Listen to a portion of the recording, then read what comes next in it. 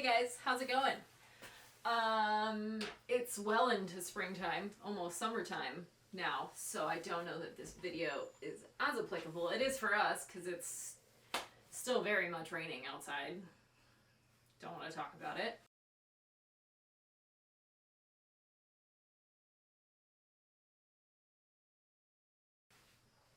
Let's talk about springtime and your ponies and what that means, and maybe some little tips and tricks, and we'll go out to the barn and kind of take a peek at everything that we have going on.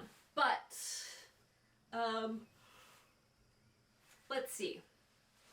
Springtime, there's like so many things that can happen between like blanketing and temperatures and mud and bugs and sickness and grass and yeah, there's a lot of things. So let's kind of break it down for you. And let's get comfortable because we're going to be here a while. First things first, vaccinations. That's kind of the first thing that we tackle. We get vaccines. We do them both ourselves, and then certain horses get it done with a vet. If in doubt, just go to a vet. It makes it a heck of a lot easier and safer for everyone. But so get your vaccines done. The other thing that we think about is health and coggins. So if a horse is going to be competing, we get those done. So, you know, if they haven't already gotten it done because of going to some shows in January and February, but just make sure that all of those are up to date and ready to go for the year. That's one. Two, let's talk about blanketing. Our temperature range is like so, like, you never know. There's been days where it's still 38 at night, and then days where it's been 85 in the day, which is so hard on their bodies. So we kind of just like have 3 blankets a horse out there just in case. So I have their turnout blankets, which have a little bit of, it's like 50 grams or something, a 50 gram fill. So that's kind of like for evening. They're also waterproof. So if it's going to be cold that night and rainy, that's a good one. I also have a summer sheet, which has no fill, but the top of it is waterproof and the bottom is a fly sheet, and then it has like a belly guard on it. And so that's great for daytime if it's a little rainy or if the bugs are just outrageous. And then I also have just a fly sheet, so on those days that aren't really hot, we'll just put their fly sheet on. I also have a little ear bonnet for them with, it's a weather beta. The other one I really like is is that either Equiline or Equifit? One of them. I haven't bought it yet, but I like the look of it. They have like really big eyes like around it, and I really like that. So blanketing can be tough. We have like certain cutoffs temperature wise for what we do, but we also know our horses pretty well. And there's some horses that have a preference to always being warmer. Wilbur will tell us right away if he's too hot. He'll start grabbing it and trying to shred it off of him. So that's a solid sign that it's too warm. But thankfully we've been pretty spot on, and he hasn't done any of that yet this year. But yeah, we kind of like just feel for your horse, and same thing like with yourself. Like I have a jacket on, our horses have their heavier sheet on because it's cold and rainy right now. And yeah, just watch the weather. You know, if it's below 50, we definitely have their sheets on. They're like 50 gram sheets to keep them warm.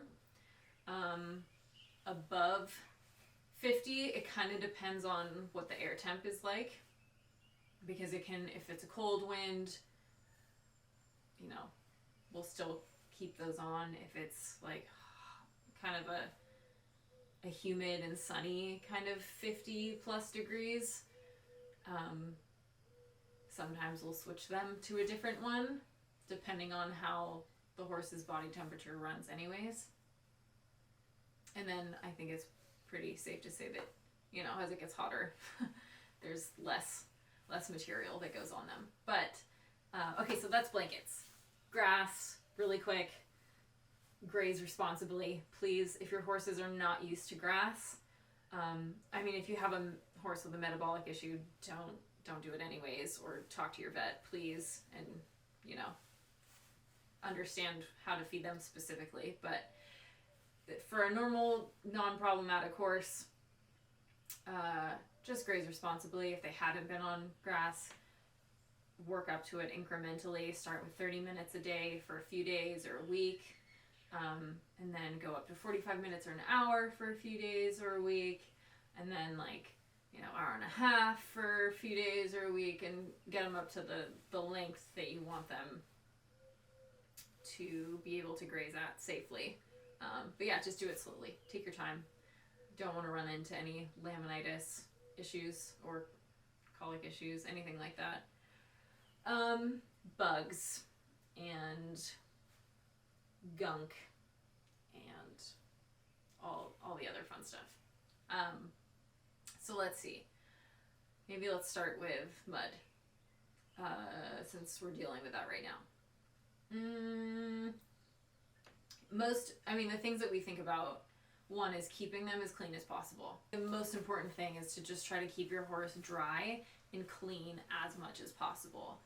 Obviously, there's not much of a point in doing it if you're just gonna put them, like, if it's downpouring and you pull your horse out and clean them and they're like absolutely spotless, and then you put them back into a paddock that's just like ridiculously muddy.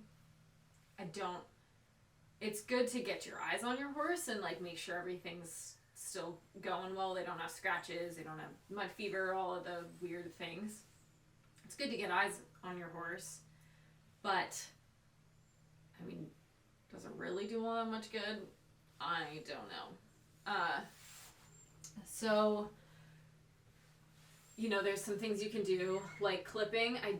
Again, if you're not going to a show within like 4 weeks, I would just say, clip your legs. Clip your horse's legs if you are worried about it. It just kind of allows more breathing room. Like horses that have feathers on the back, it can just like trap a bunch of gunk and bacteria and cause things to fester. So if you are worried about it, just clip their legs, so that you can keep it clean. You can also do things like there's like certain like silver socks that you can put on them. Again, I'm careful with things even like that, just because I really don't want to trap anything in there. I don't want to cause any like heat or anything. So anything that you put on your horse, you know, make sure that you're checking it and taking it off so that their skin has time to breathe and kind of air out, and make sure that everything's still going well, because things can fester and be really gross with things that stay on horses for too long. Like, moral of the story is just clean your horse as often as you can. Keep them clean, keep them dry. We use a lot of thrush buster, so we'll pick their feet and just like drop it into all the cracks in their feet just to make sure everything there stays really healthy. I personally don't really use any of the socks, but again, I live in the desert, so it doesn't apply. I think if they're like in muddy situations, there is a benefit to something like that, just creating a little bit of a barrier between mud and horses. Again, clipping is a great option. Just be cautious of like how close to a horse show you are, so you don't have weird clip marks. But it's better to have a healthy horse and look a little goofy at a show than not. But so that's that. The other thing that we use, so bugs, you know, we feed our horses garlic to help them in the summer with bugs. And then we have a lot of little gnats and no-see-ums, which during the summer we will take swat actually and like just dab a little bit like on their armpits. There's a little spot dead center that they usually can't reach, and then just like back of their belly, wherever they can't really reach, we'll just like dab a little bit of swat on them just to keep them comfortable and healthy, because that's, I mean, a pool of disgusting things to get them, have the no-see-ums like biting them and they're bloody and inflamed, like it's just gross. And then you have to doctor it and all of that. So we do use swat, we use fly spray. Again, having fly sheets on them so that you're not just like coating your horse with fly spray, but that keeps them comfortable. And then a good fly mask to protect their eyes and their ears from just getting things in them. I think that's pretty important. The other thing that we kind of do for like funk, so if we don't necessarily clip our horses during the spring, because I like to keep their natural barrier on them, like their hair. And all of our horses shed normally and all of that. So they're healthy. They're not just like fuzzy still. You know, they're maintained every single day. And I like them having a coat on them if they can handle it. And so with that, you know, with a horse that's in heavy work, they'll sweat, which obviously, I mean, that's how girth itch, little fungal things happen, and that's no fun. No one wants to deal with that. So I have a spray that's half witch hazel, half apple cider vinegar, and I kid you not, have had no fungal issues whatsoever with any horse since I've used that. And so after we ride, after we take, you know, they'll be sweaty where their boots were, where their tack was, behind their ears, maybe a little bit on the neck, especially like in the center of their chest, that sort of stuff. And I don't just like douse them with witch hazel and whatnot. It's in a spray bottle, and I'll just spray it and then kind of like curry it into their skin. And that for us works really, really well with any funk and keeps them dry. I think the most important thing is if you're, you know, going to be blanketing them again, just make sure it's dry. You know, I kind of like let it dry, and then I'll take a brush and I'll still brush them off and like groom them before they go back. And so I just brush it one last time and make sure it's all dry enough before any blankets go back on them. And I don't have to deal with it, which is great. And yeah, I love that, because none of that stuff is fun to deal with. The other stuff that we have on hand always is like let's see, I have it right here. We use another Cavalier product, their Lorax cream, and it's just like a soothing skincare product line. And so if they do get any bug bites or abrasions or rubs or sunburns, or yeah, anything like that, we'll put this on them, and it helps hair regrowth, and it just makes them feel really comfortable, which we all want. I'm trying to think what else we use. Yeah, so we do swat, we do thrush. Sometimes we'll clip our horse's legs, but we don't really need to do it out here. But I would recommend it if you're like in even a place like Florida, or, you know, anything that is a little more humid and wet. So that's, I mean, I guess wormer is the other thing that you can talk about too.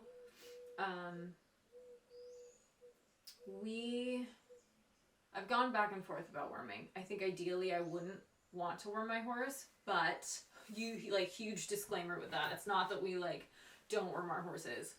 It's that if they're in the right environment and they're rotating pastures and, you know, it's safe, we do fecal testing on them to make sure that everything is staying safe. And our horses have come back really, really good and safe and clean. So I think if you don't have to worm your horse and you're doing the proper testing to make sure that no problems are arising, that's great. We do have part of, like, some of the ranch horses who don't get the fecal testing and everything. They'll get wormer pretty regularly, just to keep everyone safe and on the right trajectory. And you know, some of the ranch people don't necessarily want to pay for the testing, but they're fine with just worming them. So worm your horse on a regular schedule if it's conducive to your situation. Well, it's conducive to everyone's situation. More so, do the fecal testing if it's conducive to your situation. But yeah, talk to your vet. Talk to them about what's right, because it does take a lot of maintenance and upkeep and just making sure that everyone's staying healthy. We put a lot of fly bags out during the spring to help kill flies, keep flies down, because flies are gross. Let's see, what else do we do? Shedding, maybe. We have shedding combs for the summer. Again, horses have everything that they need already inside of them to survive, because they are wild animals, or were wild animals. Breeding, certain breeds, you know, handle things differently, but that's a different topic. But anyways, in the most like generic term possible, they were once wild. So they have what they need inside of their body to kind of take care of themselves and regulate themselves. It's us that put them into the unnatural situations, and that's where we need to step in and help them. So I actually like to keep them unclipped as much as possible. They have natural oils in their hair, that just helps protect them from a lot of things. So if I had the choice, I would always keep them unclipped. And for the most part, our horses all shed very, very well, and so we don't really run into a problem of it. You know, showing, we'll probably do a full body clip. After you clip your horses, I always take a towel with baby oil and like rub them, which helps soothe their skin and the hair, and just kind of like it replenishes some of the oils. Because I mean, the issue with clipping is that you're clipping away, you're stripping them of their natural oils in their hair, which isn't great for them. But there is a purpose to clipping, and that's, you know, for sweating purposes and cleanliness and also aesthetics. But there is a purpose to clipping. So yeah, just again, what we do is we take a rag with baby oil and just kind of rub it, like let it soak into their skin and on their body, and just lather them up in baby oil so that they're comfortable and greasy. Let's see. What else? We do have, I think we'll do another video on summer care too, because I'm looking at our hoof dressing oil right there, and we have a few that we use. But I think that'll be for more summer, because that's kind of when we run into more of the hoof cracking in the desert. But I mean, I guess the other thing to just have on hand is vet supplies. Like, you know, have betadine, have Vetricin spray, those sort of things. So if you do get like bumps and scrapes and funk, you can doctor it up pretty quickly, and get the antimicrobial, antibiotic sort of things onto it. so that everything can heal. Because especially if it's like wet, dry, wet, like definitely if it's wet and muddy, you want to keep anything clean and dry and yeah, like as bacteria free as possible. So we do, I do have Vetricin in our grooming bags that goes with us everywhere, just in case. Just so you can give a little spray it and make sure it's clean and heals. And then again, we have the ointment to just like do a little dab on it to help heal and hair growth and all of that good stuff. So let's see. Yeah, I mean, there's a lot that happens in the spring.